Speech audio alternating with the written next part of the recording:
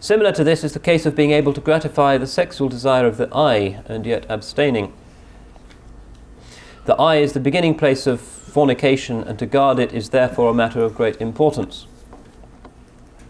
It's also difficult in that it may be underestimated and not greatly feared, despite the fact that all evil derives from it.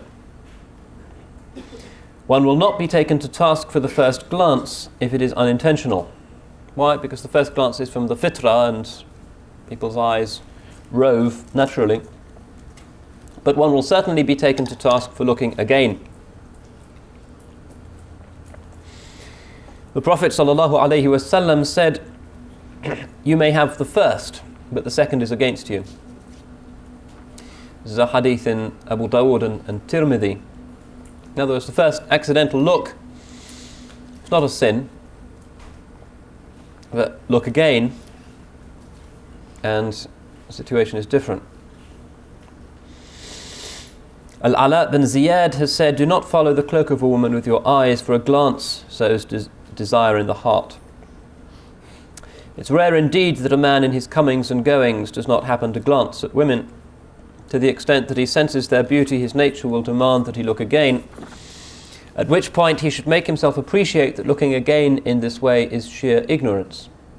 And here we see the Ghazalian logic.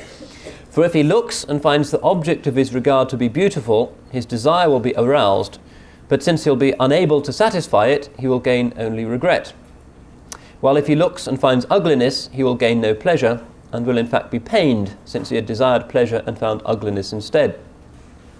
Both of these circumstances, therefore, entail sin and sorrow.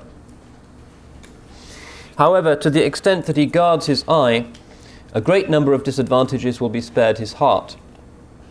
Should his eye stray by looking, but he still restrain his sex when in circumstances which would permit him to gratify it, he has been granted the utmost strength and success.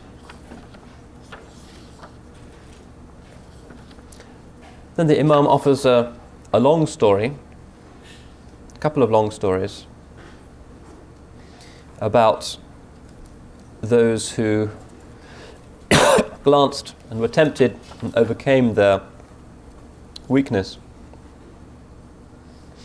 And then he ends, and for the barakah of the khatam, insha'Allah, I'll read his final paragraph. Thus, alhamdulillah, praise be God, and through his generosity closes the book of breaking the two desires.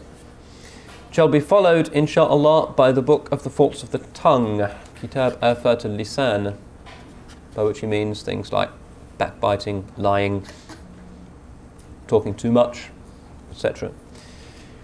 Alhamdulillah, the beginning and at the end, in what is apparent and in what is hidden. May his blessings and most abundant salutations rest upon our Master Muhammad, the best of his creation, and upon his every chosen bondsman amongst the dwellers of the earth and of the heavens. Ameen. Now we have some time for questions. Blizzard is already building up. Happy to say that the questions that came earlier are actually left in the hotel, so I'm not going to tackle them now. Let's try and work through these now.